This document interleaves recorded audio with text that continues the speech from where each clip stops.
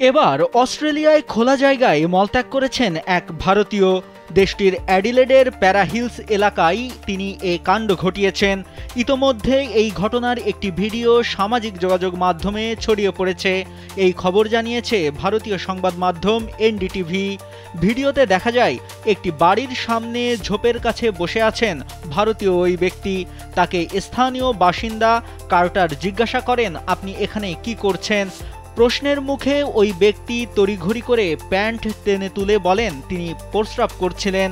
Sandalina so, রূপচর্চায় আভিজাত্য।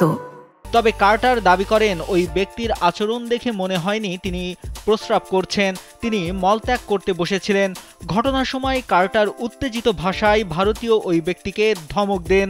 পরে তিনি এই ভিডিও সামাজিক যোগাযোগ মাধ্যমে পোস্ট করে লেখেন, খোলা জায়গায় মলত্যাগ কি এখন স্বাভাবিক হয়ে গেছে?